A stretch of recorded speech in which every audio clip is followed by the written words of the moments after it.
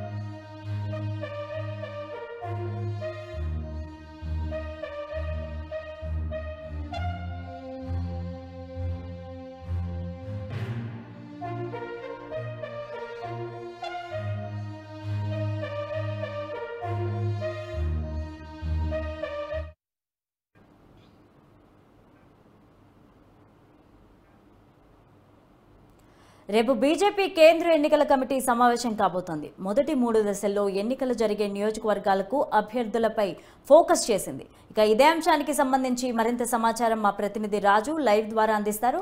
రాజు, చెప్పండి. BJP party కేంద్ర ఎన్నికల కమిటీ భేటీ రేపు ఢిల్లీలో జరగనుంది. ముఖ్యంగా ఇప్పటికే ఏవైతే ఎన్నికల షెడ్యూల్ వెలువడిన నేపథ్యంలో మొదటగా 3 దశల్లో ఎన్నికలు జరిగే ఏవైతే రాష్ట్రాలు ఉన్నాయో, నియోజకవర్గాలు ఉన్నాయో వాటికి సంబంధించి అభ్యర్థుల కసరత్తుపై పూర్తి స్థాయిగా బీజేపీ అయితే దృష్టి కేంద్రీకరించిందని చెప్పవచ్చు. మనము ముఖ్యంగా ఇప్పటికీ 400 టార్గెట్గా పెట్టుకున్నటువంటి ఎన్డీఏ, అదేవిధంగా 370కి పైగా స్థానాలు సొంతంగా బీజేపీ సాధించాలనే లక్ష్యంతో ఇప్పటికే అభ్యర్థుల వడబోత కూడా తుది దశకు చేరుకుందని చెప్పవచ్చు. ఇప్పటికే 2 దశల్లో అభ్యర్థులను ప్రకటించడం జరిగింది. 2 జాబితాల్లో కూడా రాష్ట్రానికి సంబంధించినటువంటి మనం బీజేపీ అభ్యర్థులను చూసుకున్నట్టయితే 2 జాబితాల్లో కలిపి 15 మంది అభ్యర్థులను ప్రకటించడం జరిగింది. రాష్ట్రానికి సంబంధించి ఇంకా 2 అంటే ఖమ్మం అండ్ వరంగల్ అభ్యర్థులను ప్రకటించాల్సి ఉంది బీజేపీ. దీనికి సంబంధించి ఇప్పటికే అంటే మొదటి దశలో కసరత్తు కూడా పూర్తయినట్టుగా కూడా మనకు తెలుస్తూ ఉంది. ముఖ్యంగా వరంగల్ స్థానానికి విషయానికి వస్తే ఆరూరి రమేష్ ఇప్పటికే బీజేపీ పార్టీలో చేరిపోయారు. ఆయనకే దాదాపు ఆ టికెట్ కన్ఫర్మ్ అయినట్టుగా కూడా మనకు తెలుస్తూ ఉంది. ఇంకా ప్రకటనే తరువాయి అని చెప్పేసి కూడా మనకు తెలుస్తూ ఉంది.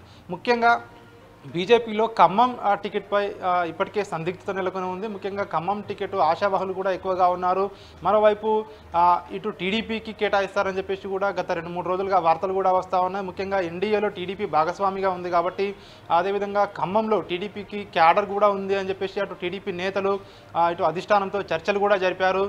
ఇటు అధిష్టానం ఇంకా ఎట్లాంటి నిర్ణయం తీసుకోలేదు. ఒకవేళ టీడీపీకి ఇస్తే ఎట్లా ఉంటుంది అని చెప్పేసి కూడా ఆలోచిస్తూ ఉన్నారు. మరోవైపు సిట్టింగ్ ఎంపీగా ఉన్నటువంటి నామా నాగేశ్వరరావు ప్రస్తుతం బీఆర్ఎస్లో కొనసాగుతూ ఉన్నారు. ఆయన బీజేపీలోకి వస్తారా లేదంటే అంటే బీఆర్ఎస్లోనే కొనసాగుతారా అనే సందిగ్ధత నెలకొని ఉంది. ముఖ్యంగా ఆయనను బీజేపీలోకి చేర్చుకుని బీజేపీ టికెట్ ఇవ్వాలని చెప్పేసి కూడా కొంతమంది భావిస్తూ ఉన్నారు. ఇవి ఇంకా చర్చలు నడుస్తున్నాయని చెప్పేసి కూడా తెలుస్తూ ఉంది. ఏది ఏమైనప్పటికీ ఖమ్మం పార్లమెంటు టికెట్ విషయంలో మాత్రం బీజేపీ మాత్రం ఆచితూచి అడుగులు వేస్తూ ఉంది అని చెప్పేసి మనకు అర్థమవుతా ఉంది. ఎందుకంటే ఎట్టి పరిస్థితుల్లో ఈసారి తెలంగాణలో డబుల్ డిజిట్ స్థానాలు సాధించే లక్ష్యంతో బీజేపీ అభ్యర్థులను ప్రకటిస్తూ ఉంది. ముఖ్యంగా ఎక్కడైతే బీజేపీకి అభ్యర్థులు లేరో, బలమైన అభ్యర్థులు లేరో ఆయా స్థానాల్లో ఇతర పార్టీల నుంచి ముఖ్యంగా బీఆర్ఎస్ పార్టీ నుంచి అభ్యర్థులను చేర్చుకొని ఇప్పటికే వాళ్ళకు టికెట్లు కూడా ఇవ్వడం జరిగింది. మిగతా 2 స్థానాల్లో కూడా సో అట్లాంటి బీజేపీ అట్లాంటి ఏదైతే టికెట్లు ఇవ్వాలని చెప్పేసి కూడా ఆలోచనలో ఉంది. కాబట్టి ఈ 2 స్థానాలకు కూడా సో టికెట్లు ఇచ్చే అవకాశం అయితే మనకు కనిపిస్తూ ఉంది. మొత్తానికైతే రేపు జరిగే ఏదైతే సెంట్రల్ ఎలక్షన్ కమిటీ మీటింగ్ ఉందో ఈ మీటింగ్లో రాష్ట్రానికి సంబంధించినటువంటి కీలక నేతలు కూడా హాజరయ్యే అవకాశం కూడా కనిపిస్తూ ఉంది.